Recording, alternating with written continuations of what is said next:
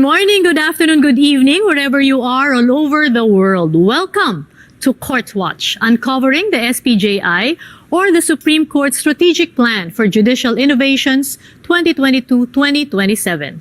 I am Jane Castañeda, and it is my privilege to host this historic day for the Judiciary. Today, we are honored to have 4 of the 15 members of the Supreme Court in one breakthrough event where we can get to know them a little bit better. Makasaysayan po ito dahil ngayon lang ipasisilip ng ating justices ang future na naghihintay sa hudikatura. Naalala ko noon nung ako ay nasa Justice Beat pa lamang as a reporter of ABS-CBN, nung nandito kami sa Korte Suprema or sa DOJ, medyo nabobore kami kasi puro papeles ang umaabot sa amin pag gumagawa kami ng report. Wala kaming ma-interview, hindi namin alam yung itsura ng mga justices. So makasaysayan po nito dahil makikipagkwentuhan sila sa atin at bibigyan nila tayo ng ideya kung ano ba ang plano nila para sa hudikatura. An hour from now, we are going to launch the Supreme Court Strategic Plan for Judicial Innovations 2022 to 2027 or SPJI. Sa pamamagitan po nito, malalaman po natin kung ano ba ang direksyon na tatahakin ng ating hudikatura para mas maging maganda ang serbisyo nito para sa ating lahat. Ano nga ba itong SPJI? The SPJI is said to be a plan that demonstrates the Supreme Court's firm resolve to perform and deliver meaningful results on the judiciary's fundamental function to secure swift and fair justice for all. Ika nga mabilis at patas na hustisya para sa ating lahat. Yan naman po talaga ang hiling natin, hindi ba? Layunin po ng SPJI na mapalapit ang hudikatura sa bawat Pilipino sa pamamagitan ng efficiency o kahusayan at kakayahan sa paglilingkod, innovation o pagbabago para sa ikabubuti ng sistema, at access o pagkakaroon ng karapatang maabot ang hustisya sa mabilis at epektibong paraan. Kasali po tayong lahat dito ha. Malaki po ang epekto nito sa ating lahat.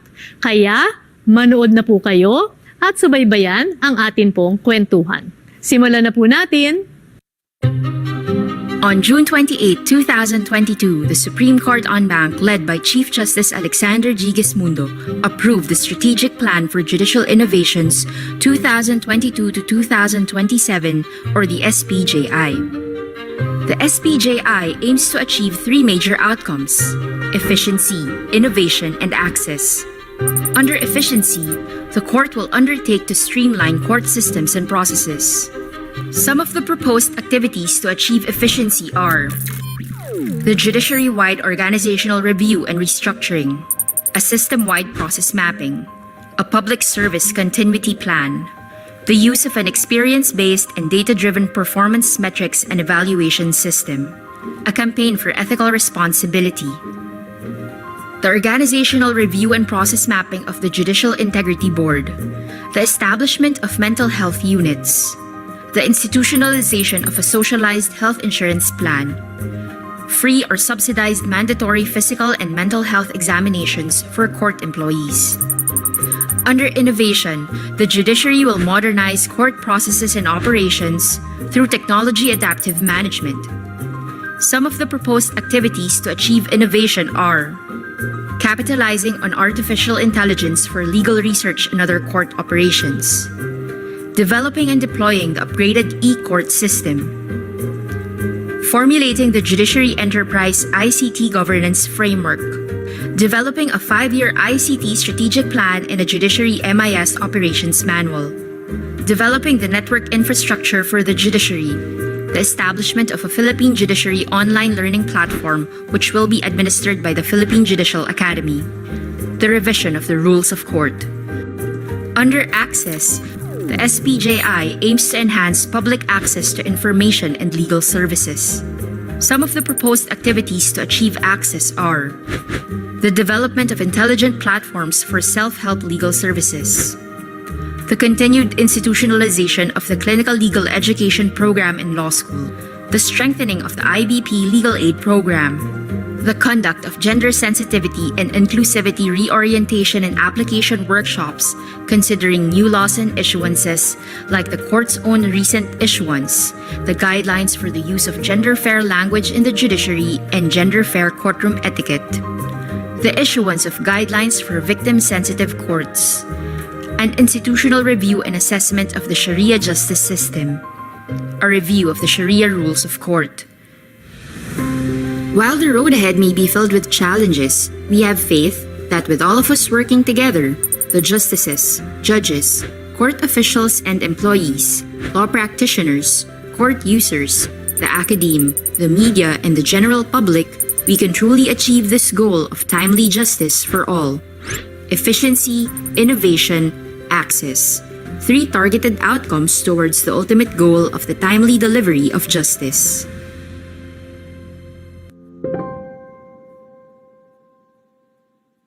Ayan, so let's introduce our justices. Ano lamang po ang hahaba kasi ng mga resume, ang daming mga accomplishments, mga awards. So, yung atin pong ibibigay, patikim lang, pasilip lang sa napakarami po nilang mga nagawa na in the course of their careers, no, in the judiciary. So, unang-una, ano daw po ito according to seniority? So unang-una po, Justice Ramon Paul Hernando.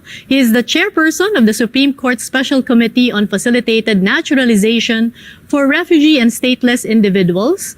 This is one of several committees he is heading. He started public service as a member of the staff of the SC Justices Edgardo Paras and Florence Regalado. He also worked at the Department of Justice as a state prosecutor, as a presiding judge of San Pablo City and Quezon City Regional Trial Courts, and later as Court of Appeals Associate Justice. Hello, Jing. Magandang araw sa iyo. Magandang araw po sa lahat. Kayo po ay tubong Tugigaraw. Tugigaraw. At matagal na po kayong pangarap nyo, nabasa ko dun sa background nyo, pangarap nyo talagang maging abogado, no? I think from the time I gained consciousness. Bakit po? Saan ang galing ito? From my father, Jing. So yung... Kasi he was a lawyer. He has passed away. Naging judge kasi siya. And when I was in law school, I would always tag along with him sa court. So that started. So siya naging inspiration nyo? Yes. Meron ba kayong mga anak, Justice? I have one 8-year-old, very brilliant daughter, si Rafael Beatriz Aidea. So siya ba ay inyo nang ginugroom at 8 years old na maging Yes. lawyer din? Definitely. Anong ginagawa nyo, sir? Sinasama ko dito sa korte. Ayun, di naman makulit. Super. Ayan, so after Justice Mon, puntahan naman natin si Justice Amy Lazaro Javier. She is the chairperson of the Supreme Court Subcommittee for the Revision of the Code of Professional Responsibility, among other committees. So she began her public service as a trial attorney at the Office of the Solicitor General and later as Assistant Solicitor General. She also served as Court of Appeals Justice for 12 years until she was appointed as Supreme Court Justice. Bati muna, Justice. Magandang araw, Jing. Magandang araw po, mga kaibigan. Ma'am, kayo po ay ulirang ina-awardee. Ang galing naman. Thank you. And marami pa kayo ibang awards, no? Pero gusto ko lang yun talagang banggitin kasi napakahirap pong maging career woman at lalong-lalo na po kayo na umabot talaga kayo sa tugatog ng tagumpay, no? Paano niyo po nabalanse ito? Alam mo, katulong ko yung asawa ko. Katulong ko rin yung mga anak ko kasi napapaintindi ko sa kanila that I have to balance between my career and being a mother. At the same time, siguro ang swerte ko talaga dahil yung mga boss ko sa OSG before, pwede kong dalhin yung mga bata. Na maglalaro lang sila habang nagtatrabaho ako. So parang si Justice Mon. Yes. At saka, yung anak ni Mon, genius yun. Alam niya na yung Bill of Rights. Oh, wow! Pwede na. Pwede na pala. Genius yung Isa lang, batang yun. And another thing, siguro yung family support ng nanay ko. My mother retired at the age of 60 to help us raise our children, to tutor them. Masabi nga po nila, di ba? It takes a village to raise a child. So you had all the support, no? Okay, next, let's go to Justice Mario Lopez. Justice Lopez chairs the Supreme Court's Health and Welfare Board and its screening committees. He began his career in public service as a technical assistant in the Supreme Court. He joined the Judiciary as a regional trial court judge of Batangas City, a post he held until his appointment as CA Justice, where he served for 13 years. Tagal. O, Justice Mario, bati po muna. Magandang umaga po sa inyong lahat. Jing, magandang umaga. Ano po ang inyong, kayo po ay mula sa La Union ba? Yes. Kasi awardee kayo, no? As one of the outstanding citizens of La Union. Actually, Jing, kahiya-hiyamang sasabihin ko sa iyo, nabigyan ako ng award ng La Union, pero lumaki po ako sa Maynila eh.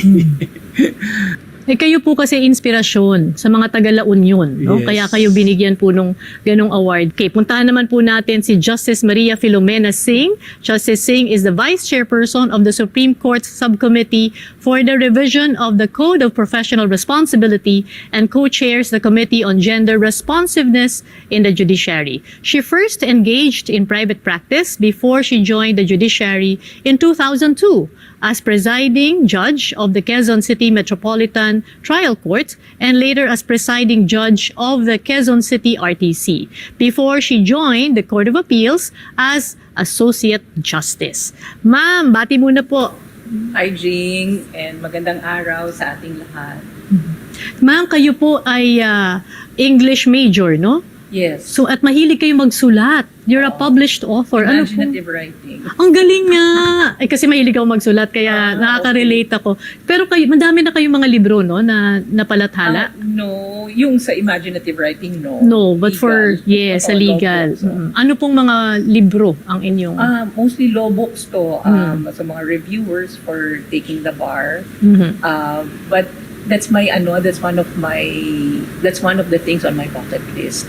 Na sana soon makapublish ako ng collection ng short stories ko. Naku, kailan nyo gagawin yun, ma'am? Ngayon medyo malapit na ako dun kasi may threshold daw before you can publish a collection. Parang it should be a certain number. So kulang na lang ako ng mga 3. Wow! So nasisingit nyo pa yun? Tsaka ang gaganda. Ay, nababasa nyo, Justice I read Annie? 4.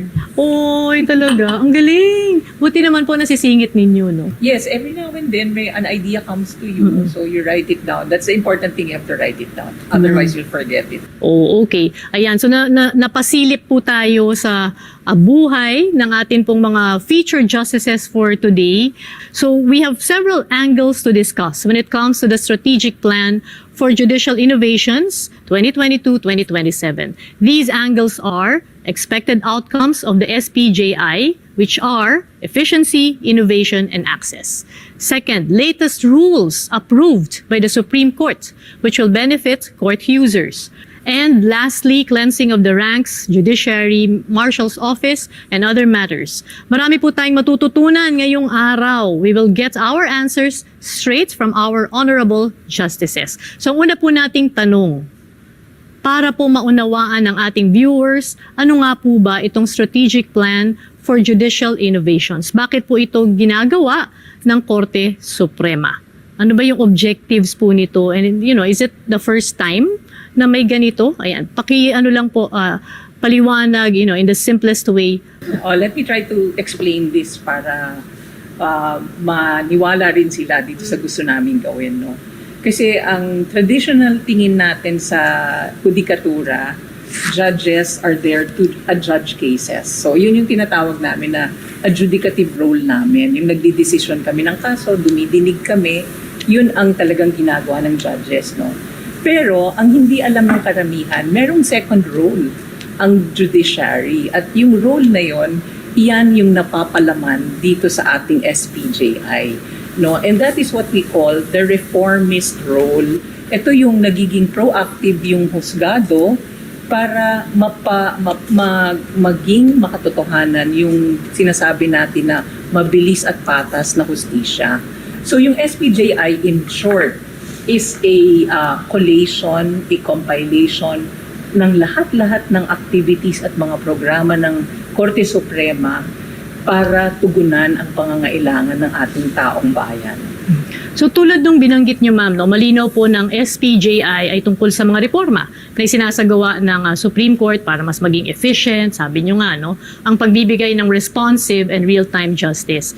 Para po maging efficient, kailangang mag-innovate o magkaroon ng pagbabago. Ang problema lang po minsan, 'di ba, may resistance to change.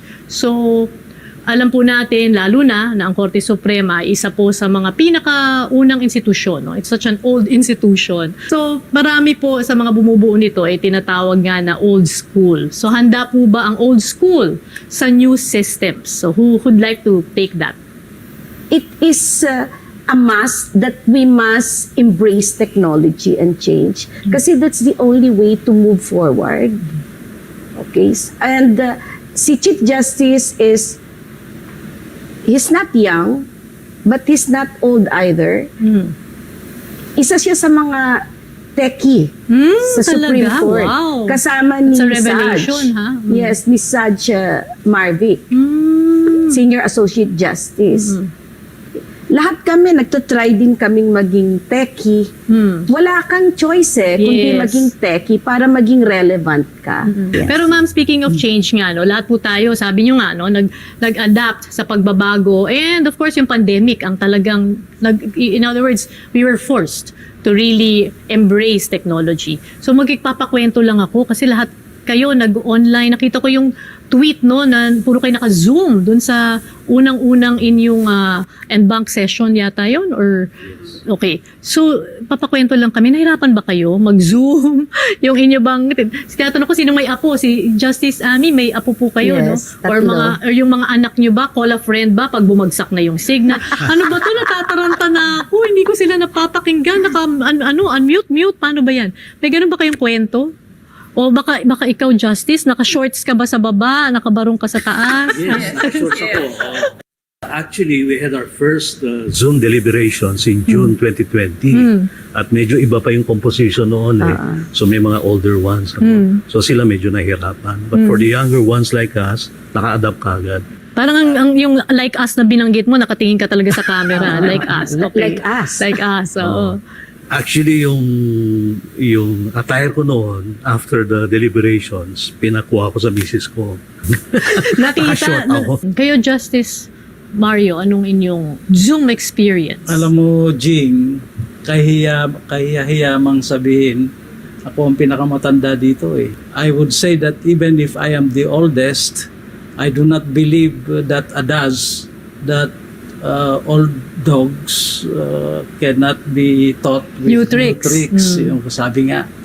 Dahil ako naman ay maski paano was able to cope up with the new technology.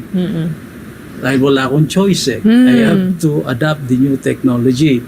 And so far, yung aking lamesa ngayon, dati-dati ay punong-puno ng mga papel.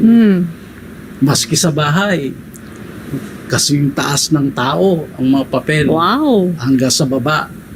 Kaya kung ang aking may bahay ay maglinis at galawin yung mga papeles doon, at kung ako'y magtatrabaho, hindi ko na alam kung saan ko hahanapin yung mga dokumento. Eh, hindi ko naman siya inaway at baka ako mabatukan. Saka gender unfair yun. Ay, Pero may statement ang agad si Justice problema, Amy.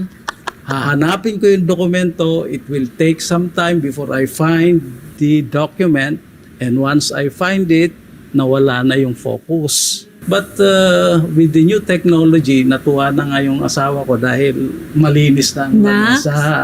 At very efficient na rin ang trabaho, mabilis. In fact, I have my iPad with me everywhere I go, like in work, in every place where I want to work. Maski nasa abroad ako, that is how effective technology is. In fact, during the pandemic, hindi man kami nagkikita-kita mga maestrado, marami kaming nagawa because of this technology dahil nagbabatuhan kami ng mga dokumento. Pagdating naman sa SPJI, ano po yung mga technology-driven projects na gusto po ninyong ipatupad? Justice Monet. Kanina pinag-uusapan natin yung technology and paano natin makukumbinsi yung mga tao. Hindi lang yung mga tagaloob ng judiciary, ha? pati yung mga court users, di ba, to use technology. So, meron ding magandang dinulot sa atin ang COVID kasi everybody was forced really to shift to technology. Wala kaming choice lahat nun eh. And narinig natin ang kwento ng mga kasama ko dito kung paano namin in-embrace ang technology. Ganon din ang ating mga court users. Kasi para matuloy ang pagdinig sa mga kaso nila, kami ay nag-shift sa tinatawag naming video conference hearings. Yan ang isang major platform na aming ginamit para patuloy na maibigay ang serbisyo sa ating mga mamamayan despite the threat of COVID and at minimum risk not only to our people in the courts but also to the people who go to the courts for their needs. No? So, dyan sa video conferencing hearings na yan, during the pandemic, since we launched it, nakapag talaga kami ng 778,000 plus video conferencing hearings, no? And dahil dyan sa mga video conferencing hearings na yan, more than 100,000 PDLs or yung mga taong nakakulong po ay napalabas namin. And of that number, 1,200 plus are CICLs or yung tinatawag natin ng mga children in conflict with the law. So itong VCH, this is one of the important technology-driven programs ng ating Korte Suprema. Meron ding pangalawa, meron na tayo ngayong Facebook page, meron din tayo sa Twitter. So we're going to really maximize this by also launching what we call the SC Info sites, information sites. Through the SC Info sites, magbibigay kami ng informasyon. Halimbawa, ikaw ay naaresto, gusto mong magpiyansa. Ikaw ay naaresto, kailangan mo ng abogado. Ilalagay namin sa SC Info site kung saan mo makukuha yung mga serbisyo na yan. Sino ang taong kailangan mong kontakin, ano yung mga number nila, or saan mo sila pwedeng puntahan. So ito yung nakikita namin na immediate or dagli ang lunas sa mga problema ng taong bayan na madalas humahaba, tumatagal dahil nga akala nila we can only do this physically or pupunta ka pa sa husgado. So by launching the info sites, magiging mas mabilis, katulad ng sabi natin, at patas ang pagbibigay ng hustisya sa mga mamamayan natin. So Justice, tulad nga nung binabanggit nyo, no, kailangan talagang sumabay dito sa teknolohiya, pero hindi ba nanganganib yung trabaho ng mga empleyado? Kasi syempre, with technology, they might lose their jobs. But not the judiciary. We are undermanned, actually, Jean. But with the streamlining of court systems, we need to repurpose the duties and responsibilities of our court employees. So ang gagawin po namin sa SPJI, we will retrain them, we will do building of their capacities para ang technology-driven ideas namin ay ma-implement nila. So we're not going to cut people from our roster. Instead, what we will do is we will build on their capacities para lumawak ang kanilang mga abilidad at ma-meet nila yung mga kailangan na isagawa sa SPJI. So parang retooling, no? Yes. Justice, retooling. Yes. Essentially, yes. Okay. So tamang sabihin na walang dapat ikabahala yung Wala ating po. mga Wala. empleyado, no? Wala po. So magandang assurance po 'yon ha sa ating mga nanonood, lalong-lalo na yung nandito nga no sa judicial system. Okay, babalikan po natin 'yan ha. Pero before we pause for a break, lagi po nating naririnig yung phrase na justice delayed is justice denied, 'di ba? Yung sinasabing justice, hindi siya justice, justice. So ito po yung ating pag-uusapan, kasama po yung ating Supreme Court justices sa atin pong pagbabalik.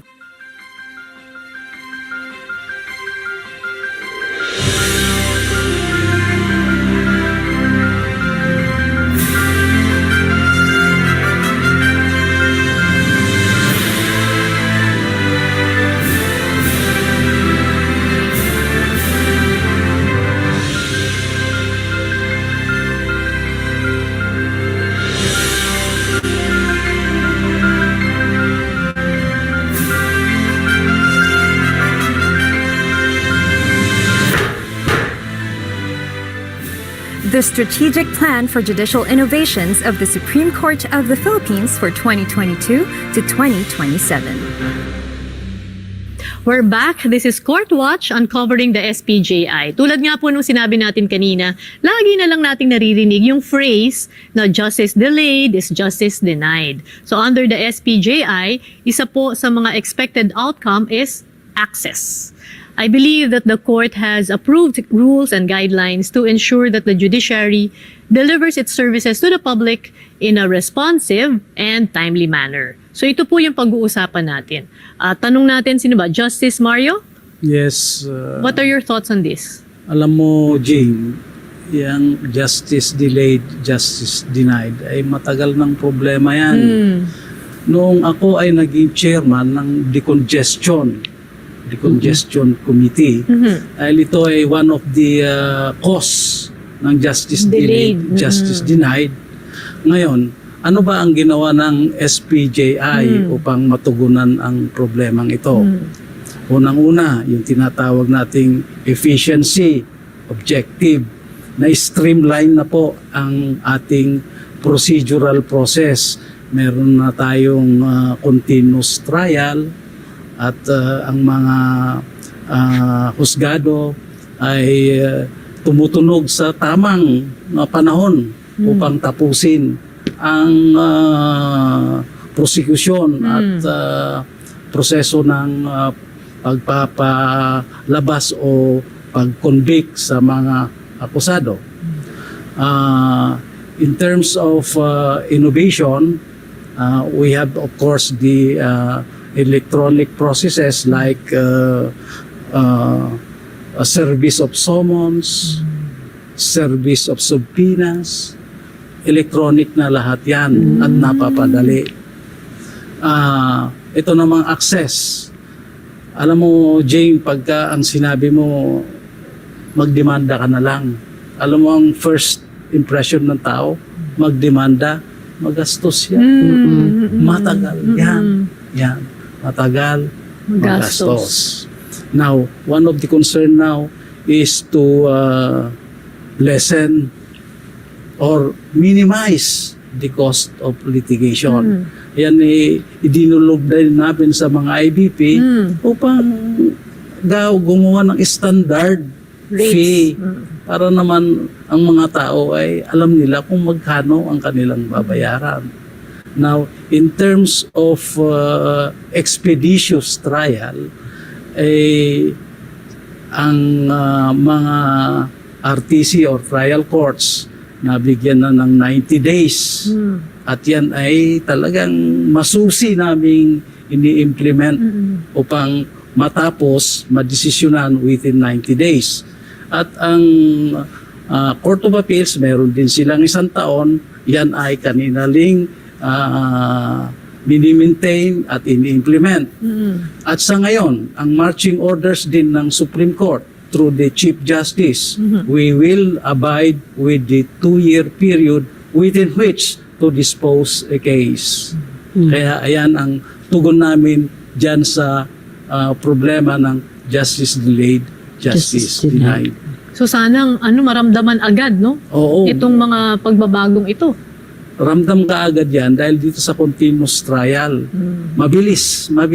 Naku, good news po yan, ha? Good news po yan. Isa pa pong good news ay yung inilabas po kamakailan ng Korte Suprema na rule on facilitated naturalization of refugees and stateless persons. Medyo malalim. So, kailangan pong ipaliwanag ano ba tong rule na to, bakit ito mahalaga. Ibig sabihin ba, tatanggap na tayo ng mga Ukrainian, Russian refugees sa Pilipinas? Justice Mon, can you explain? Yes, pwede yan, Jing. Yung tumanggap tayo ng mga refugees na galing sa mga bansa na may conflict, no, kagaya ng Ukraine. The Philippines has always been a benevolent country towards stateless and refugee persons. Makikita natin yan sa ating pagtanggap sa mga White Russians noong early 1900s during the Russian Revolution. No? Our country has been very consistent in giving them refuge and sanctuary. But all this time, Jing, yung naturalization law natin is a Commonwealth Act. Alam mo, ibig sabihin niya napakaluma kasi time pa ni President Manuel Quezon. And all this time, wala tayong rule of procedure to facilitate or fast track yung pag-apply ng naturalization ng mga foreigners who would want to gain Filipino citizenship. So it's the first time that we're having that. Actually, it's the first time that we have such a judiciary-initiated rule of procedure for facilitated naturalization of refugees and stateless persons on the global stage. Tayo ang unang-una. Wow. Itong rule na ito ay judicial ang procedure. Kasi before, administrative lang yan. Dito sa rule of procedure natin, mapapabilis yung pag-issue ng court-decreed naturalization. Kasi streamline yung mga court documents that will be filed.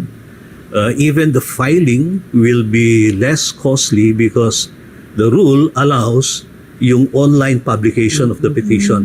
Alam mo yung rule kasi sa naturalization law, kailangan i-publish muna yung petition sa newspapers. Napakamahal yan, alam mo yan. Now, it's allowed na online. Okay. And even the docket fee is less, about 50% lang sa current docket fees. And then, one more feature is that kasi karamihan sa mga dumadating sa ating bansa ng mga refugees, mga stateless persons, mga bata na ayaw, yung mga kasama nilang mga adults, ayaw akuin na sila ay anak nila o something like that, no? So, these children, these poor children are left with our DSWDs, with our social welfare agencies to take care for them. Meantime, wala silang nasyonalidad. Now, under our rule, the state, through the DSWD, can file the petition for their naturalization.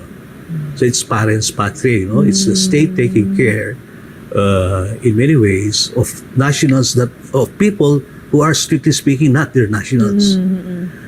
Ako, good news po yun, ha? Pero sabi nyo nga, it's a bit complicated to explain. So maybe moving forward, we can have a separate session on that. Kasi sabi, Yes it's a po, first, Jim. Yes, unang-una. Naku, sir, thank you, ha? I mean, it makes us so proud to know that we're the first one to do that. Yes. So that's the first. And may isa pa pong first. Just last February 15, the court approved the guidelines on the use of gender-fair language in the judiciary and gender-fair courtroom etiquette, described as organic and groundbreaking. So marami tayong mga groundbreaking topics ngayon, no? So papapaliwanag po naman natin to kay Justice Amy. Justice. For the first time, nag-issue ang Supreme Court ng isang organic guidelines na kung anong klaseng language ang dapat nating gamitin, which is fair and gender neutral. Katulad ng doctors, we just call them doctors, whether they are female or male doctors. We refrain from using doktora. Ako, dapat ituro na pala yan sa mga law schools, no? Oo. Kasi yung mga gagraduate, syempre sila ngayon dapat. I think part na rin yun ng curriculum nila. Okay. Baka gusto nyo dagdagan, Justice Monet. Nag-celebrate kayo ng Pride Month, no? Ang Yes. Supreme Court for the Oo. first time. For the first time. Pero sabi nga ni Chief Justice, dun sa message niya nung Pride Week, na it's not something new that the court is doing. Kasi po yung karapatan natin to dignity, yung dignidad, no? Karapatan ng bawat isa sa atin kung ano man yung kasarian natin. At iyan ay isang bagay na ginagaranti sa atin ng ating saligang batas. No, yung ating constitution, it speaks of persons. It speaks of humans. It does not speak of man, woman, or child even, no? So, kaya yun yung message natin nung Pride Week, no? That we are not doing something new to us. Yung pagprotekta, pantay-pantay na pagtingin sa lahat ng tao, yan ay inherent sa aming trabaho sa hudikatura, na kailangan naming itrato ang bawat isa. Ano man ang kanilang sexual orientation, ano man ang kanilang sexual identity, na pantay-pantay. Kasi yan ang sinasabi sa atin ng ating mga batas. Ngayon yung sa mga sinabi ni Justice Amy, dagdagan ko lang na ito kasi nagsisimula ang lahat sa language eh. Kaya napaka-importante na magkaroon tayo ng sarili nating mga patakaran sa paggamit ng gender fair language. Kasi that's how we communicate our thoughts to each other, whether in our professional or our personal lives. At marami sa mga pananalita natin nakakasakit sa ibang tao nang hindi na natin namamalayan kasi ginagaya lang natin yung mga salita na narinig na natin nung una pa. No, yun It's a cultural thing, no? Yes, it's a Justice. cultural thing. Gaya nung pagtawag natin sa mga married women na Mrs. Diba? Hindi natin alam na dahil tinatawag natin sila na Mrs. Lopez, for example, nawawala yung identity nila, yung self-identity nila bilang isang babae na meron siyang sariling mga pananaw at sariling mga gustong gawin at pangarap, 'di ba? Kasi na-identify na lang siya, asawa siya ni Mr. Lopez. So 'yun yung mga bagay na dapat iwaksi na natin sa isipan natin at sa paggamit natin ng gender fair language, hopefully mari-reinforce ito. So this is a very good start. So marami pong itong body na to, no, itong bahaging ito ng ating talakayan, maraming mga firsts tayong napagkikwentuhan. Ang isa pang first ay yung first ever digitalized and regionalized bar exams. Isa lang po yan sa mga projects ng Korte Suprema para ma-enhance yung sinasabing ang efficiency ng serbisyo nito sa publiko. Ano yung regionalized at digitalized? Ayan. So yan po ang pag-uusapan natin sa pagbabalik po natin mamaya dito lamang po sa Court Watch.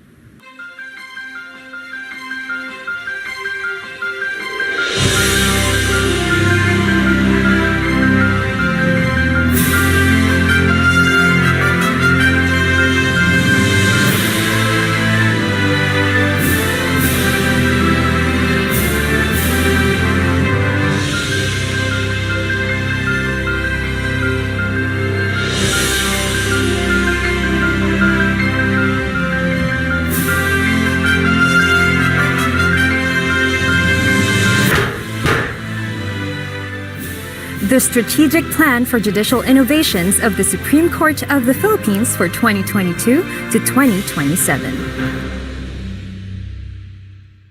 Puntahan naman po natin ang bar exams. Perhaps no other activity of the court has undergone such drastic reforms in so short a time as the bar exams. Enhancing legal education through bar reforms is an activity under the outcome of efficiency of the spji.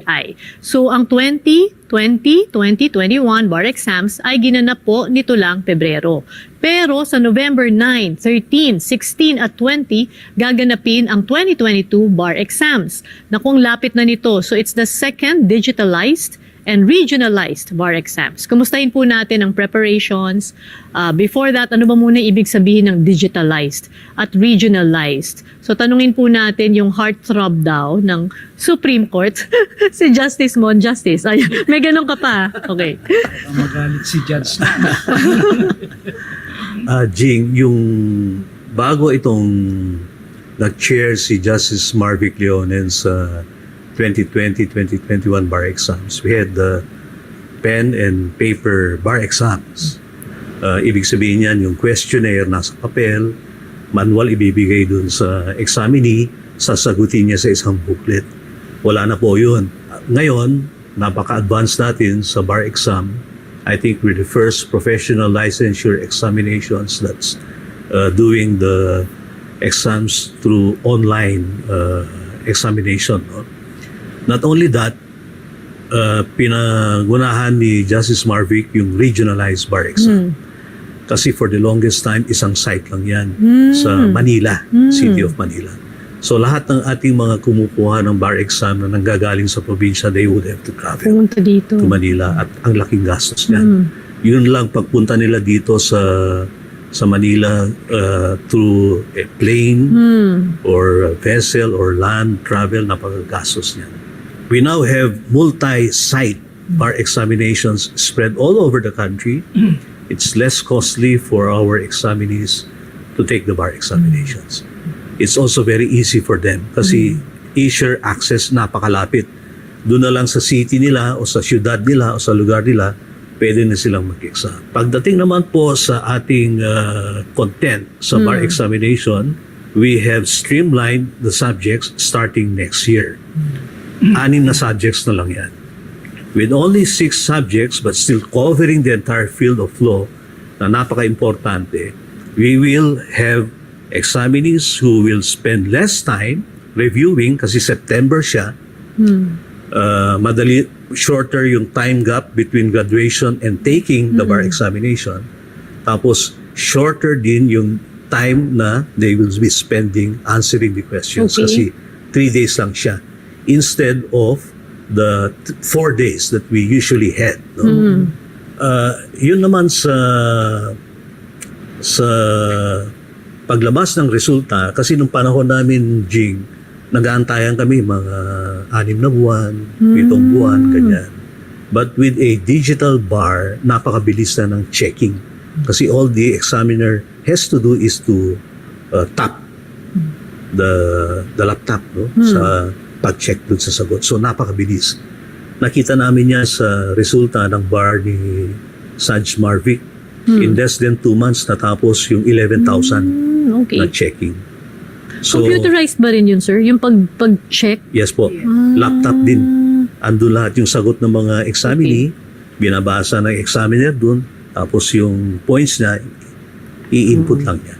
Ito, nasa isang laptop lang. Examinee number 1 up to examinee 11,000. Andun lang sa screen. So, dire-diretso yan. So, kayang-kaya yung napakabilis na pag-check. Okay. So that with our plan to have which has now been approved by the court, with a September bar in 2023, pag natapos yung checking within 2 months, pwedeng lumabas yung resulta all in the same year. So let's say by November, December, meron ng results. Pwede na mag-out yung mga bata. Tapos ang balak din po namin, pagka-out nila, uupo sila, sign na sila ng roll of attorneys. So that the following day, they can already practice. Wow! Unlike before, Ang galing! na talagang buwan yung bubunuin bago makapag-practice. Galing. So, instant na. Yes po. Mabilis na. And Justice Monet has further information to share when it comes to bar reforms and legal education. And the other thing pala we're doing in legal education is that now that we have the Legal Education Board kasi. Okay. So they came out with a revised model law curriculum which really trimmed down the subjects. Kasi dati, sobrang daming subjects nila, credits that they have to take compressed in 4 years. Talagang yung mga bata, talagang burdened sila. Na wala na yung quality of life na tinatawag natin. So ngayon, na-trim down talaga yon. Sila na yung nabigyan ng opportunity to choose yung karamihan ng electives nila. Okay, so jumping now to another topic is about the Office of the Judiciary Marshals. So under sa efficiency outcome pa rin ng SPJI, ang pagpapatakbo ng Judiciary Marshals Office. So sabi ng batas, RA 11691, the Supreme Court shall operationalize the Judiciary Marshals Office to ensure the safety and security of the members, officials, personnel, and property of the judiciary, including the integrity of the courts and their proceedings, and thereby preserve the independence of the judiciary. Medyo mahaba, medyo technical. So ipapapaliwanag po natin sa atin pong justices kung ano nga ba ito. So who wants to take on that question? Justice Monet? Yes, thank you, Jing. Siguro there is no better time than now to talk about this, no? For this to come to us by way of a law. Kasi alam naman natin yung incidences ng mga killings ng judges natin, no? Both from elements outside the judiciary and those from inside. We had a very tragic case, yung isa po nating judge, babae dito sa Maynila, ay pinaslang ng kanyang sariling staff. No? So kaya ito po talaga napapanahon, no? So kaya nagpapasalamat din kami sa Kongreso sa pagpasa nito. Pero ano ba talaga ang role ng Judiciary Marshals? Primarily sa batas sabi, it's the security force of the judiciary. Pero it will do more than just secure us and protect us kasi binibigyan din siya ng mahalagang role to investigate, no, and to assess threats against the institution in general and also specific members of the institution. And also binibigyan din siya ng capability for forensic analysis. So kumbaga, yung mga law enforcement agencies natin like the PNP, the NBI, hinahalin tulad natin yung Office of the Judiciary Marshals sa kanila. And then, Of course, the last important duty of the marshals will be to enforce our writs and processes. So halimbawa, meron kaming mga writ of amparo, sila ngayon mag-e-enforce niyan.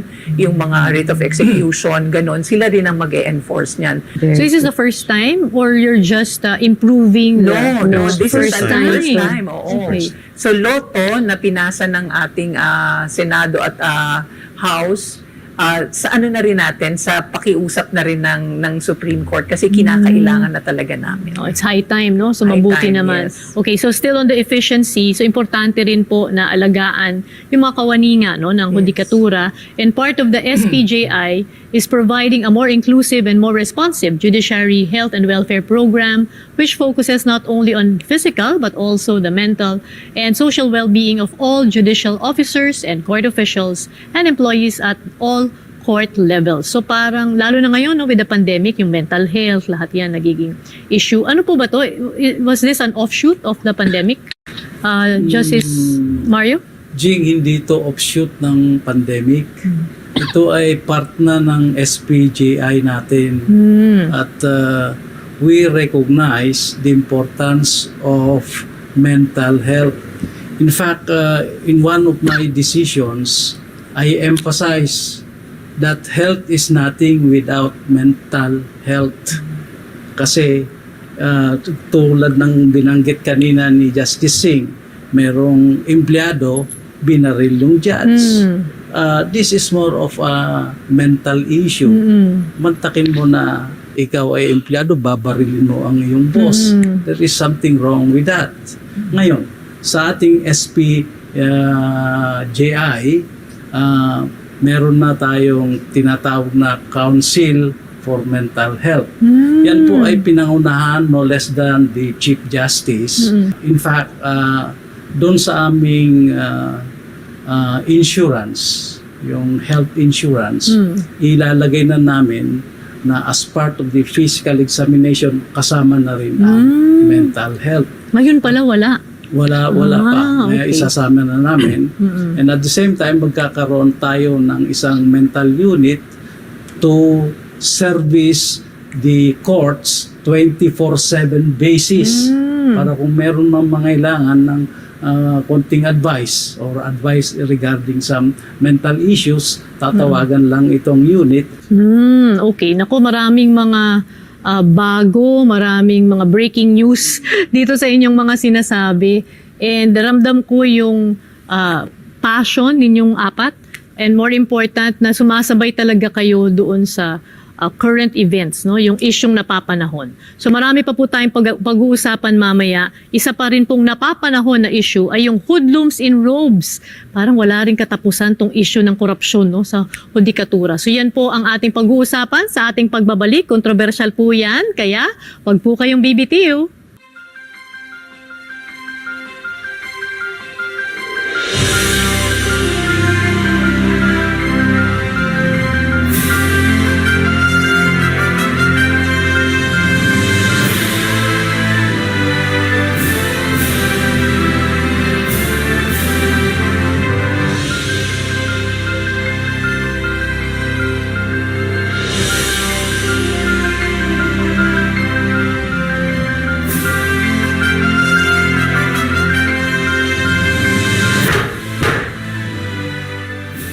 The Strategic Plan for Judicial Innovations of the Supreme Court of the Philippines for 2022 to 2027. Welcome back. Naku, ang ganda ng ating kwentuhan. Actually, mas maganda yung kwentuhan off the air.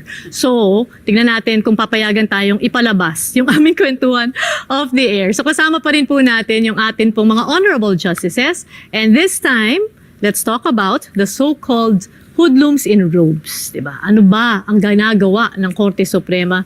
Bakit hindi mamatay-matay yung issue ng korupsyon sa hudikatura? One of the SPJI's flagship programs is a campaign for ethical responsibility. So recently, the court launched the Ethics Caravan for the proposed Code of Professional Responsibility and Accountability. Please give us the purpose of the Ethics Caravan and the salient features of the proposed code. So, sino bang sasagot niyan? Okay, ako muna. Okay. Okay. tawagin natin siya sa pangalang SIPRA. SIPRA. Code Okay. of Professional Responsibility and Accountability. Ang original iteration niya na hanggang ngayon effective pa ay CPR or Code of Professional Responsibility.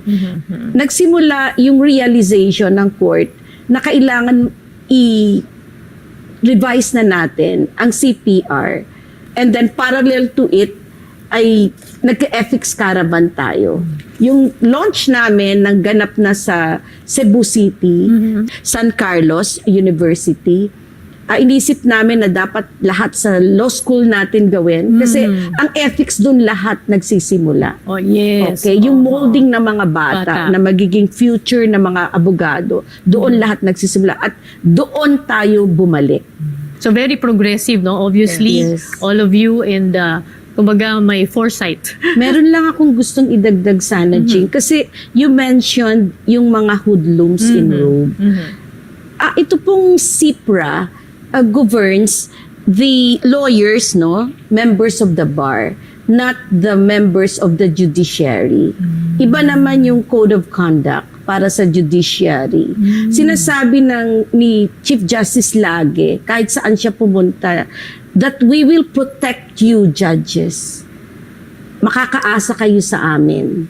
Nandyan kami anytime na kailangan nyo kami.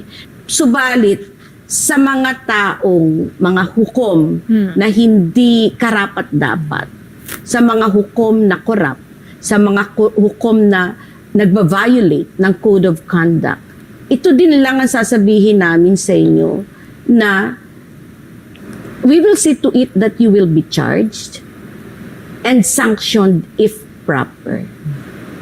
Kailangan din naming gumamit ng kamay na bakal para ma-cleanse yung ating ranks at magkaroon ng tunay na hustisya. Jing, Go. may I add, no? We have a new vital office that addresses that. Meron na kaming Judicial Integrity Board, o JIB. Bago rin yan. Yes po. Okay. Dati po kasi ang Office of the Court Administrator, kasama sa kanyang duties and responsibilities yung pag-imbestiga sa mga administrative complaints sa ating mga huwes. Ngayon, hiniwalay namin yan, nilagay namin sa JIB. And this is chaired by talagang solid rock na dalawang retirado mahistrado ng Supreme Court, si Justice Romy Callejo bilang chair at si Vice Chair Justice Angelina Gutierrez. Okay, so yung mga tiwaling hukom, dapat matakot, pero yung mga matitino, huwag mabahala. Tama po yan. Okay. Very well said. Ito po ay we're at the tail end of our program and well, yung atin pong pinag-uusapan ngayon ay matagal na po kasi no, yung pagpapalit ng mga Chief Justices. The Supreme Court has had 8 Chief Justices in the last 20 years. So every Chief Justice had his or her own plans or initiatives in terms of judicial reforms. So ang tanong, ito pong SPJI 2022 to 2027 ay kakaiba ba to? Anong magiging kakaiba dito compare dun sa mga dati pang initiatives ng iba pong mga Chief Justices? Unahin natin si Justice Mario. Jing, matagal na rin yan. In fact, itinuloy lang ni Chief Justice dahil hindi yan itinutuloy ng mga ibang Chief Justice. Ngayon, ito ay initial stage na ginawang 5-year plan ni Chief Justice to address these issues arising from the SPGI within a period of 5 years with an intention that after he retires, this project shall continue.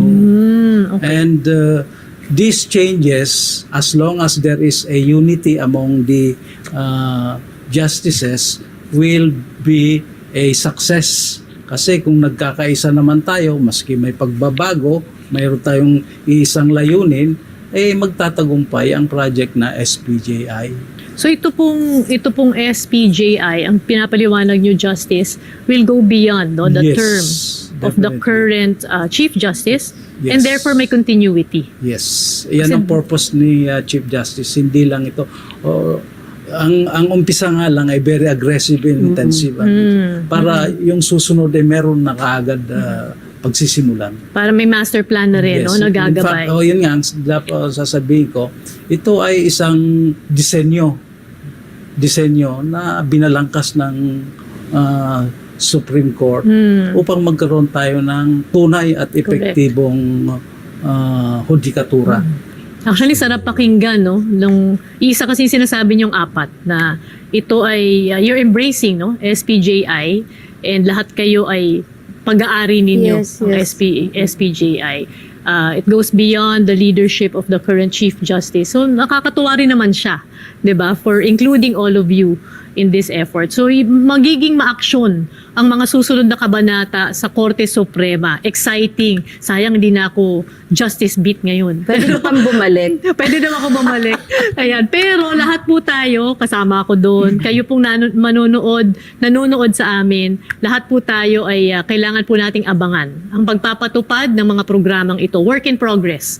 'Di ba? May mga ibang by January or February ay makukumpleto, may ibang ready na ngayon. So in other words, nakatutok po ang sambayan ng Pilipino. At bago po tayo magpaalam, maiksing-maiksi lamang po ang inyo pong mensahe sa atin pong sambayanan. Kayo na po, Justice Mon. Maraming salamat, Jing. Sa ating pong mga kababayan, nais po namin ipaalam sa inyo na ang inyong Korte Suprema ay nagpapatupad ngayon ng mga importanteng reforma na related po sa hudikatura. Ito pong programa ni Chief Justice na Strategic Planning for the Judiciary Initiative ay napaka-importante po. Dahil ito po ay isang reforma na sa tingin namin ay makakapagbigay talaga ng magandang imahen at resulta para sa administrasyon ng hustisya. Maraming pong salamat. Justice Ami? Hello, Jing. Again, thank you, mga kababayan. Hindi po namin nakikita ang records ng kaso bilang mga papel lamang. Ang nakikita namin doon ay ang inyong buhay at ang inyong pagnanasa na magkaroon ng hustisya. Nararamdaman ho namin kayo at nagsisikap ho kami na maatim natin ang lahat ng ating minimithi. Katarungan, isang mabilis na katarungan para sa lahat. Maraming salamat. Justice Mario?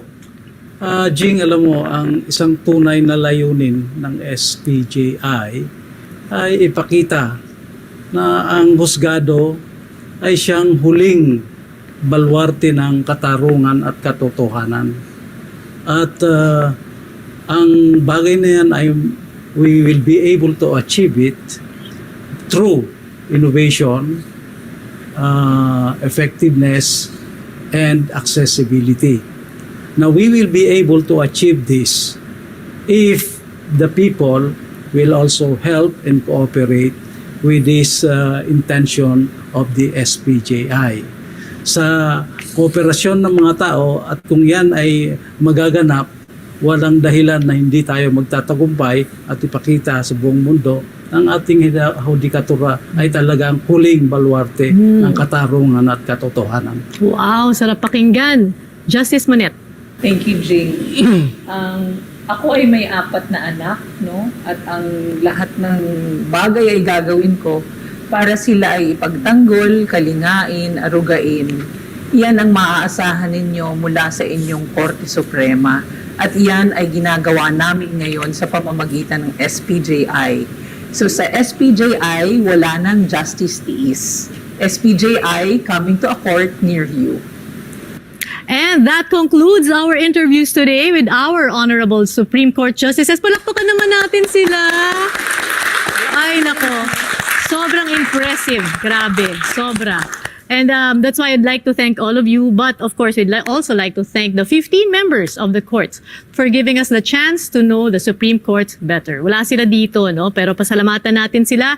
Isa-isahin po natin. Of course, Chief Justice Alexander Jesmundo, Senior Associate Justice Marvic Leonen, Justice Alfredo Benjamin Cagiwa, Justice Ramon Paul Hernando, Justice Amy Lazaro Javier, Justice Henry Jean Paul Inting, Justice Rodil Zalameda, Justice Mario Lopez, Justice Samuel Garlan, Justice Ricardo Rosario, Justice Joseph Lopez, Justice Japar Dima Ampao, Justice Jose Maidas Marquez, and Justice Antonio Co. Jr., Justice Maria Filomena Singh, Justice Monet na nandito po ngayon. So again, special thanks to all of our panelists for finding the time to explain to us what's in store for the judiciary in the coming months. At ako po personally, ang dami kong natutunan sa kwentuhang ito. Sana kayo rin po, no? Marami po kayong natutunan at dahil digital na nga tayo, sabi nga ng ating justices, pwede nyo po ito balik-balikan, hold them, the entire Supreme Court, accountable. Diba? Yung mga pinangako nila dito po sa SPJI, tignan ninyo at balikan ninyo kung hindi po nila naipatupad. Mabilis at patas na hustisya po para sa lahat. Yan po ang ating hiling. At ito po ay isang makasaysayang araw, hindi lamang po para sa Supreme Court, kundi para din po sa bawat Pilipino, sa atin pong lahat. So to formally launch the SPJI, the Supreme Court en banc will hold a special session. Let us wish all the best for the Supreme Court in implementing the SPJI. In the end, the success of the SPJI will not just benefit court users, but it will also ensure peace, stability, and progress in our land. Once more, I am Jing Castañeda. Thank you for joining us.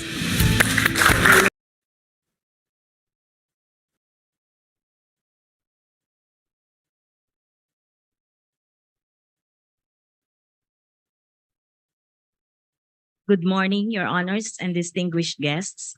The special and bank session will start in a few minutes. Thank you po.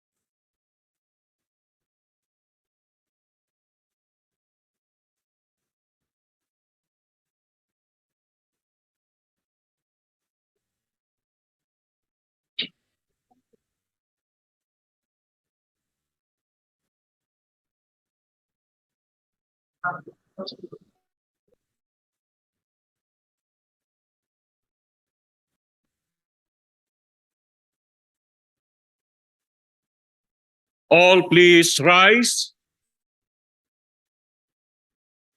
The Honorable, the Chief Justice of the Republic of the Philippines and the Associate Justices of the Supreme Court of the Philippines. Hear ye, hear ye, hear ye. All persons having business before the Honorable Supreme Court of the Philippines shall give their attention, for the court is now in session.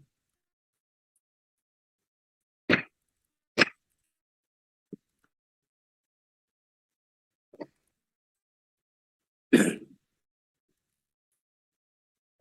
clerk of court will now call matter at hand. Called for today's special en banc session is Administrative Matter number 22-04-26-SC, entitled A Strategic Plan for Judicial Innovations 2022 to 2027. Your honors and distinguished guests, to deliver the opening message, the Honorable Senior Associate Justice Mario Victor F. Leonen.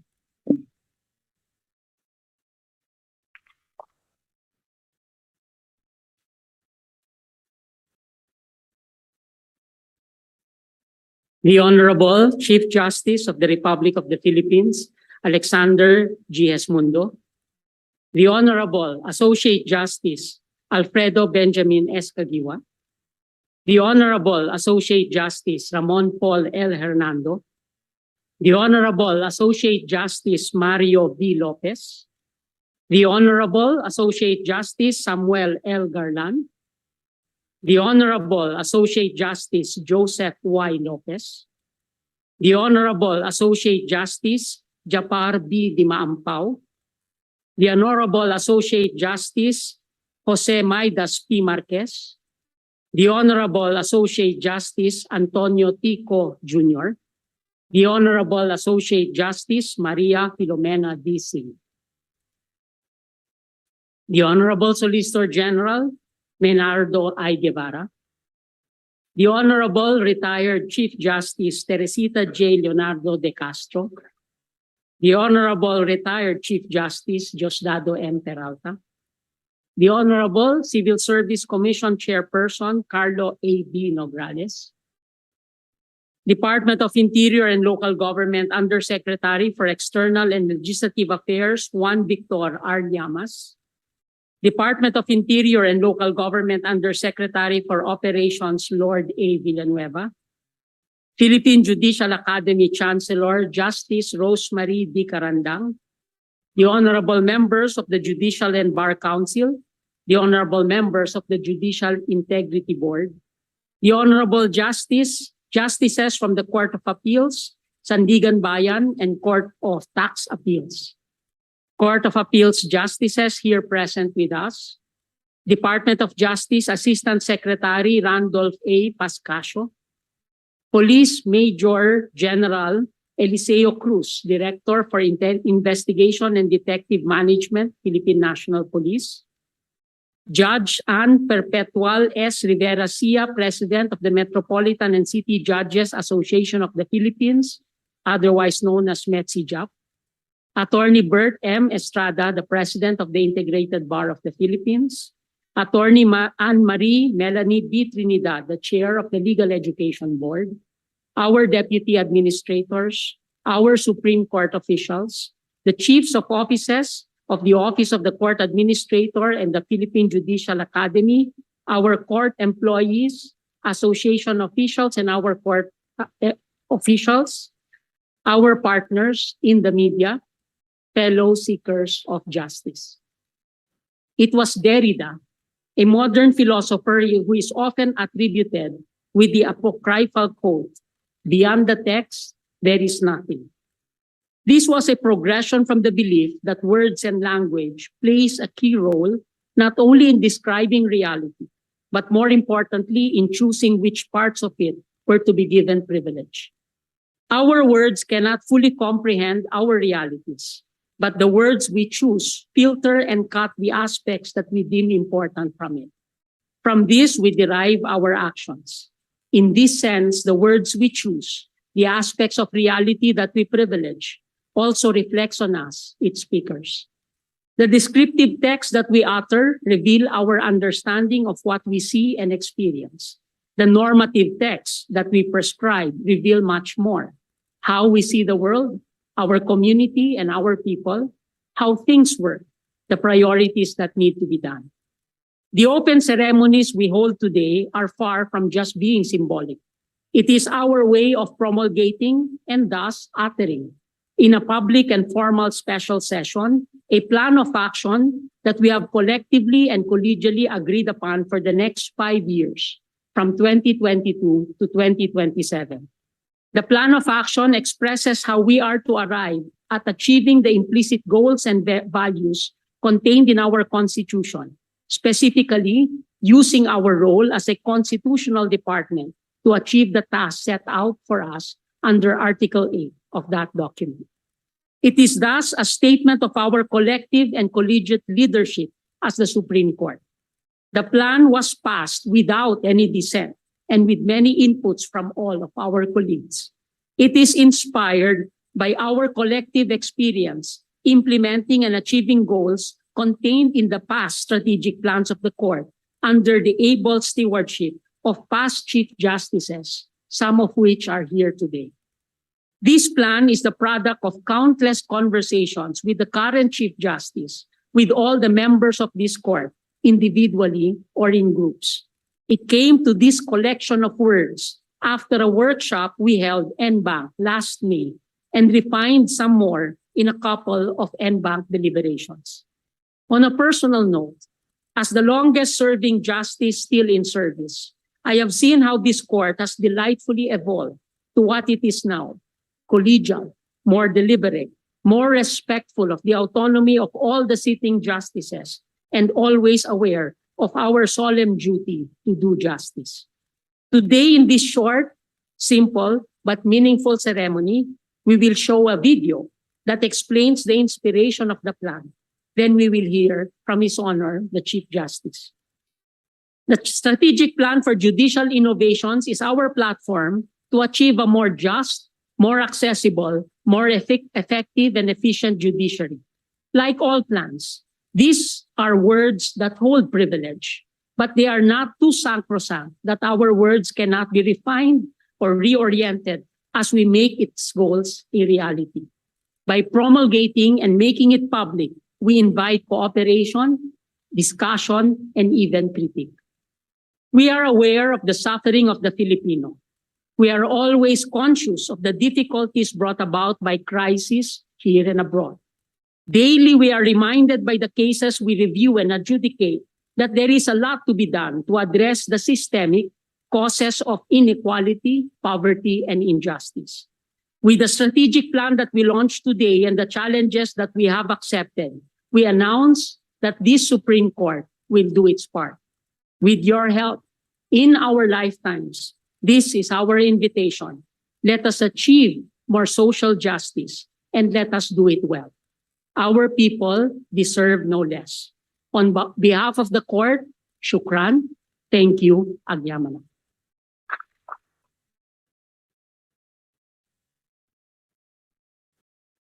Thank you, Justice Leonen. With the kind indulgence of the Honorable Court, may we respectfully request permission to play the video presentation on the strategic plan for judicial innovations of the Supreme Court of the Philippines from 2022 to 2027.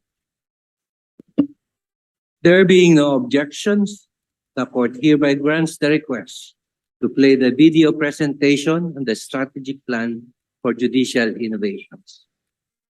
Thank you, Your Honors. Leadership should be able to provide direction. Leadership should be able to provide political will. A Chief Justice as a leader should be able to show that one, he is participative, at the same time consultative. That's the essence of a leader in judiciary. The Strategic Plan for Judicial Innovations of the Supreme Court of the Philippines for 2022 to 2027.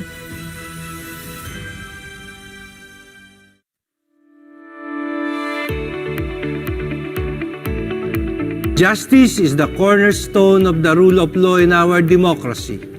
The delivery of justice in turn is the mandate entrusted to the courts under the Philippine Constitution. Ano ang strategic plan at para saan ito? We drafted the Strategic Plan for Judicial Innovations or SPJI for 2022 to 2027 to serve as the Supreme Court's work plan for judicial reform in the next 5 years. Here we have laid down the framework for upgrading and streamlining judicial services, both adjudicative and administrative, to make court systems and processes more efficient and effective, pursuant to the four guiding principles. First, by being timely and fair. Second, by being transparent and accountable. Third, by being equal and inclusive. And fourth, through technology adaptive management.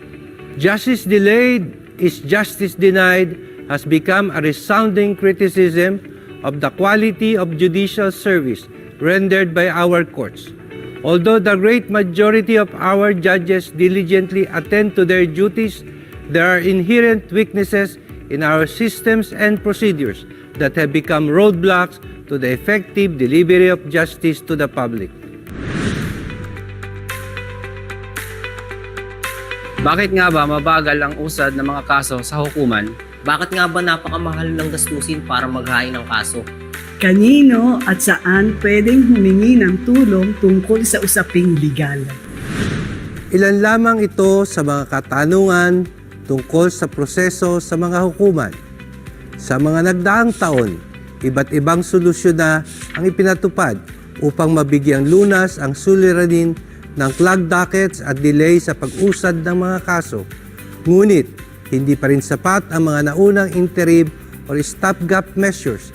Ito ang dahilan kung kaya't minabuti ng Supreme Court na gumawa ng mas matibay na plano bilang lunas sa mga nabanggit na problema.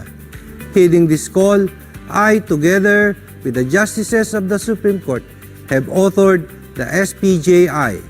The SPJI covers programs and activities to be implemented across a 5-year period, targeted to achieve 3 outcomes: efficiency, innovation, and access.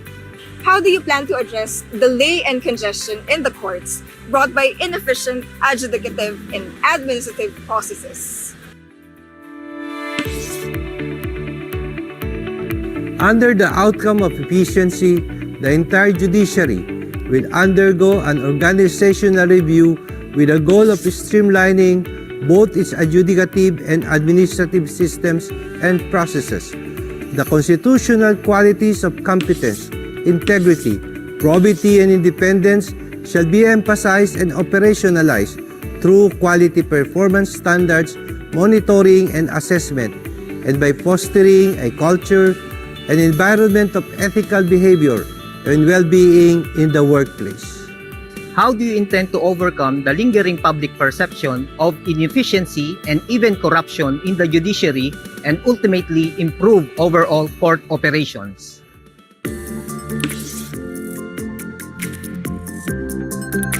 Under the outcome of innovation, the Supreme Court will finally transition to automated and paperless courts and offices.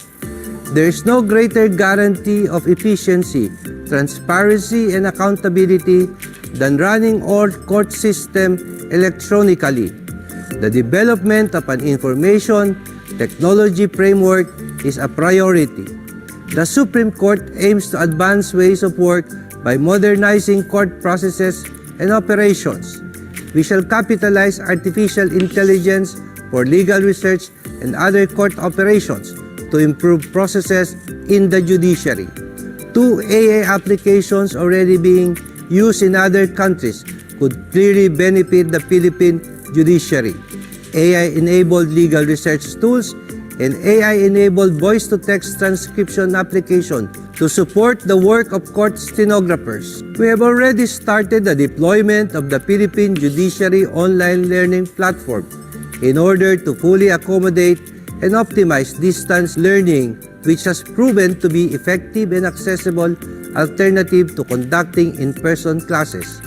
This platform shall provide users interactive online services, including information tools, videos, and other resource materials. Currently, the e-court system version 2.0 is being developed, which we also plan to deploy at the soonest possible time. We envision this platform to be a unified, comprehensive, and intelligent case management system for the entire judiciary. A component of the e-court system is the Judiciary e-payment solution, which has already been deployed to 20 pilot courts all over the Philippines. The e-payment solution allows litigants to pay court fees online in a secure, real-time, 24/7 basis from any location. We shall also utilize data for court management purposes through data analytics and evidence-based research in order to address the needs of justice system, aid in decision-making, and improve policy development. The Court Management Office personnel shall likewise be trained in data analytics in order to better understand the current status of courts and have a clearer diagnosis of problems. How do you plan to address the issue regarding the accessibility of courts?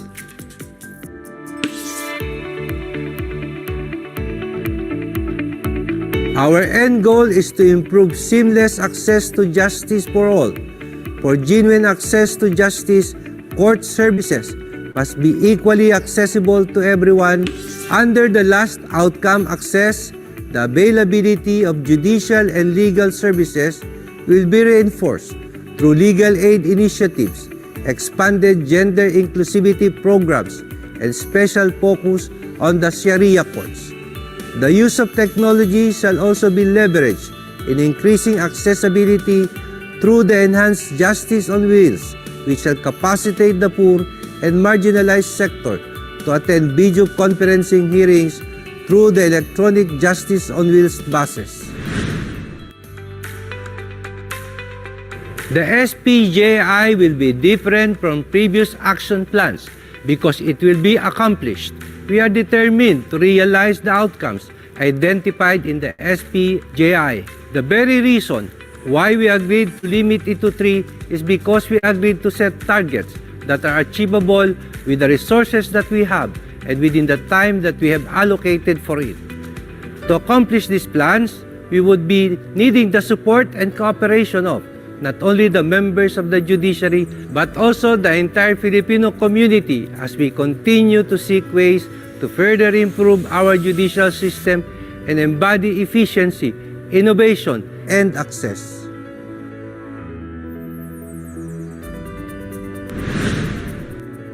For more information, visit the official website of the Supreme Court of the Philippines and follow its official social media accounts for the latest updates.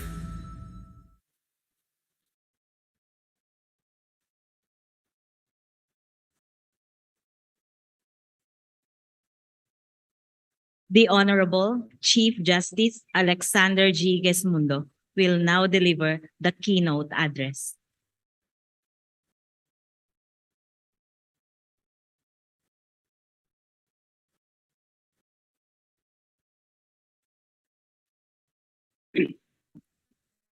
Please be seated.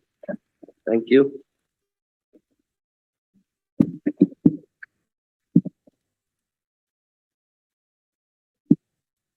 Somebody mentioned that in events like this, it's good if you're the second speaker or the third speaker. You don't have to repeat the salutation.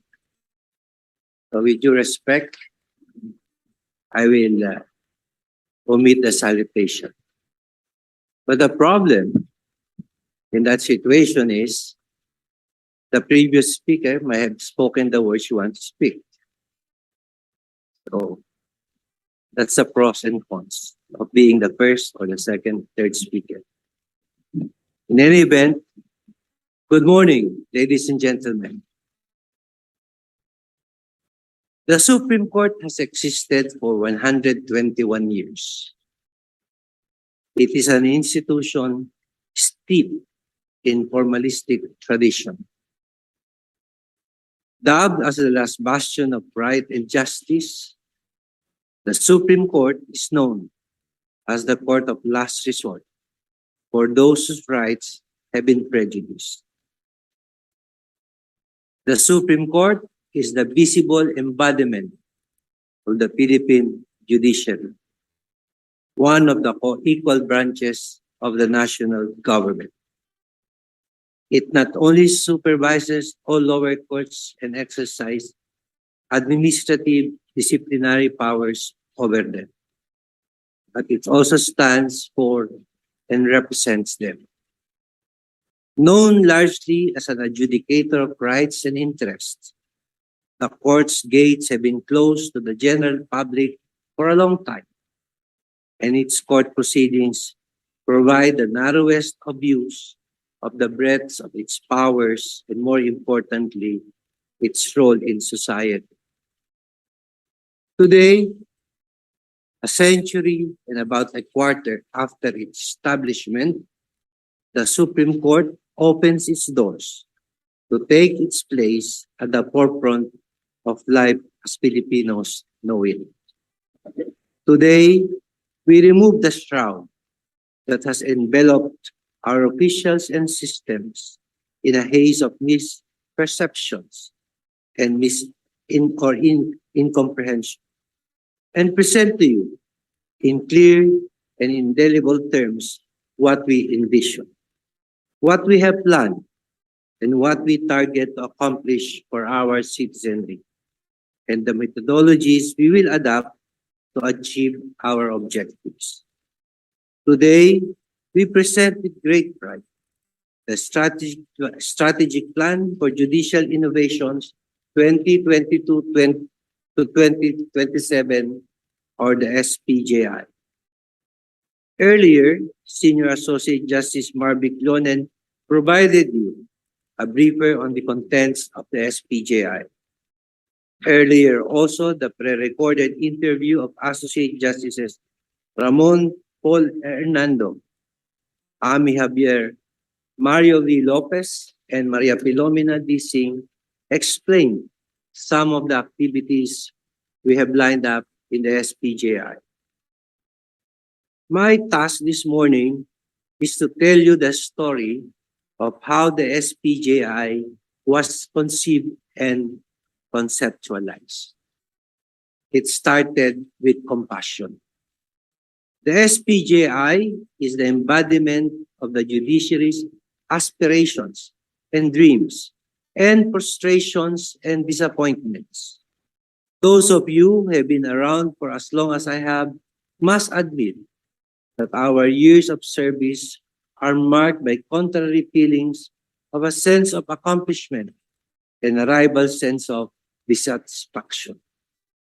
True, we are able to do certain things that improve the lives of others, but it is equally true that when we look around, we see that there is still much to be done and the work seems unending.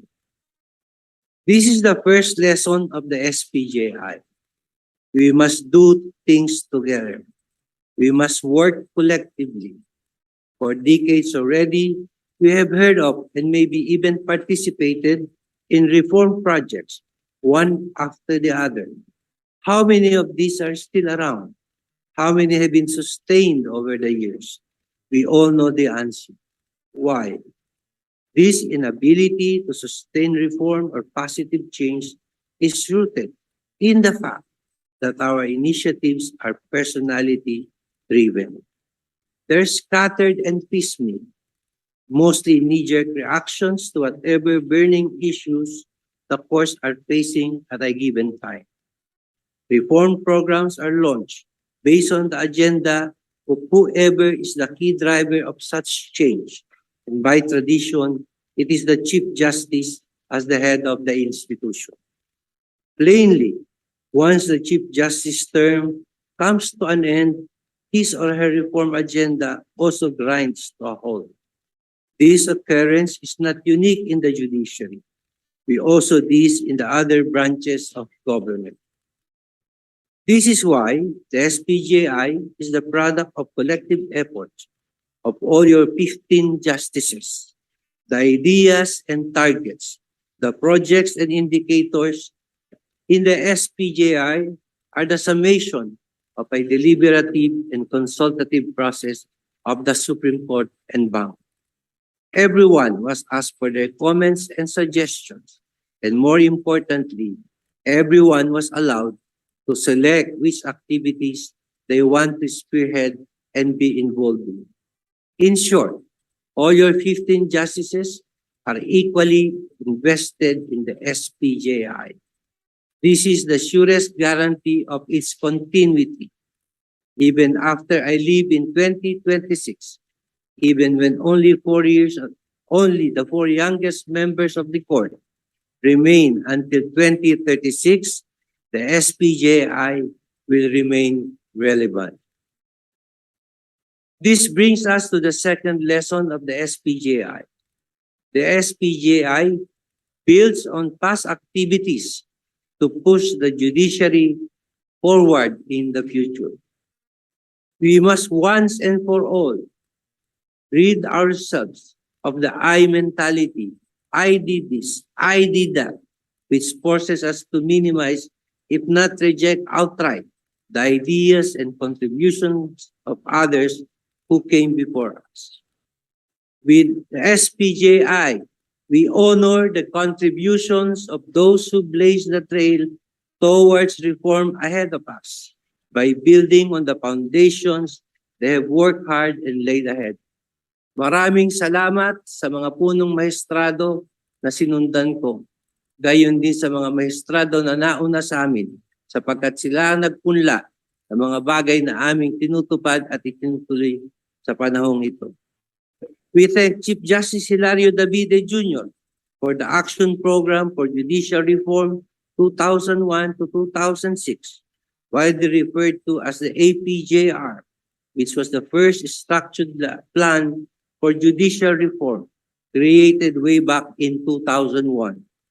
It was a truly impressive plan from which we have drawn some of our present activities in the SPJI, particularly on re-engineering the entire organizational structure and operations system of the court. The APJR also first broached the idea of adopting technology for court functions, as well as the need for a wider reach for public information and collaboration with civil society. Likewise, we thank Chief Justice Artemio B. Panganiban for institutionalizing the perspective of law and economics as an essential element of our country's appreciation of certain types of disputes that come before us through his Liberty and Prosperity program. On this, we anchor activities in the SPJI to further strengthen the capacities of our commercial courts as well as the intersection of functions with the nascent Philippine Competition Commission. Our gratitude, of course, goes to Justice Reynata Espuno, the father of the great writs of freedom, the writ of amparo, the writ of habeas data, and the great writ of nature, the writ of kalikasan. Chief Justice Puno now chairs a Supreme Court Technical Working Group that is working to review and further strengthen these writs, an activity encompassed by the SPJI. Moreover, during his term as Chief Magistrate, Chief Justice Ray also addressed the economic hardships of the underprivileged through the original rule of procedure for small claims. We have expanded the coverage of small claims cases to 1 million pesos in our expedited rules for first-level courts, adopted towards achieving the objective of efficiency under the SPJI. Our succeeding Chief Justices also implemented reforms that we will use as building blocks for our own initiatives under the SPJI. The streamlined procedures in Quezon City courts the precursor of the judicial affidavit rule under Chief Justice Renato Corona, the statutory family courts, and the rules for handling children in conflict with law under Chief Justice Teresita Leonardo de Castro, the revised law student practice rule and the mandatory clinical legal education program under revised rule 138-A, as well as the 2019 amendments of the rules of civil procedure and the rules on evidence through Chief Justice, now Executive Secretary Lucas Bersamil, and to my immediate predecessor, Chief Justice Diosdado Madarang Peralta. Among others, we owe the rules of continuous trial. Because of all this innovation, the SPJI stands on solid ground as we build a more efficient, more accessible, and more ethical judiciary. The third and last lesson of the SPJI is this. The SPJI is a clarion call to action. The SPJI is outcomes-based, and its targets are data-derived and data-driven.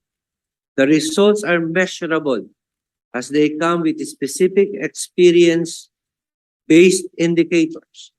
We will deliver minimum viable products in increments that can immediately be actualized rather than waiting for the completion of the entire projects end-to-end that will likely overwhelm the actors and the users, as well as the system.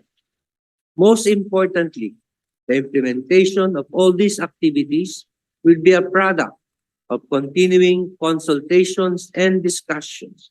We are not pushing programs down the throats of our judges and personnel, much less our court users. The SPJI will engage all stakeholders to make every single one of these programs viable, workable, and reasonable so that they will be easy to embrace and adopt.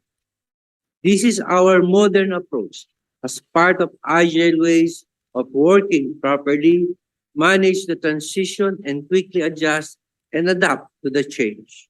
The SPJI is the Supreme Court's blueprint for action, but its success falls on our shoulders. The Supreme Court will initiate these programs, but the implementation rests in all of us. It is surely an inclusive undertaking. The call is not limited to those of us who serve on the bench. This call is also addressed to all members of the bar and other government agencies of the government who make up the other half of the Philippine legal system to dispense justice efficiently, effectively, and timely. We all took the oath to serve God and country to the best of our ability. Let us all heed this call. As I began this story with compassion, I also like to end with it. I appeal to each of you, my fellow magistrates, court officials, and employees, fellow public servants, court users, stakeholders in the justice system, our development partners.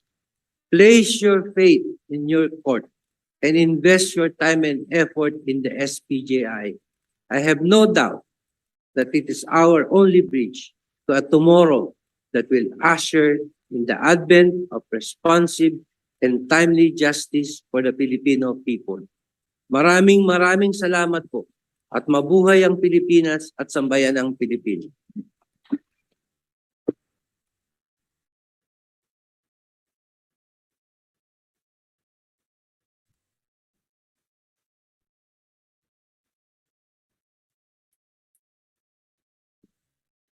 Thank you, Chief Justice Gasmundo. Please be seated.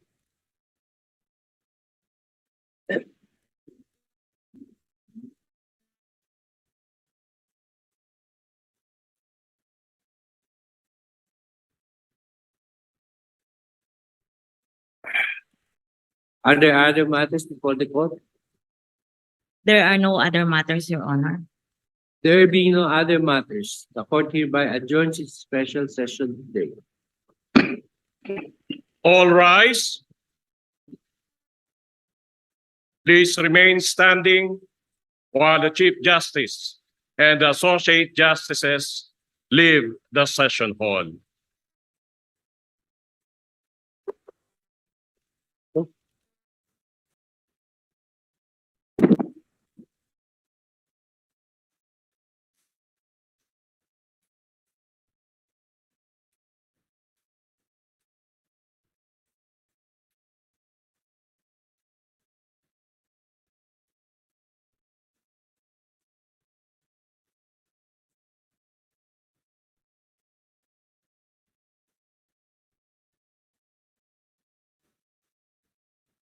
Thank you po for gracing this special event.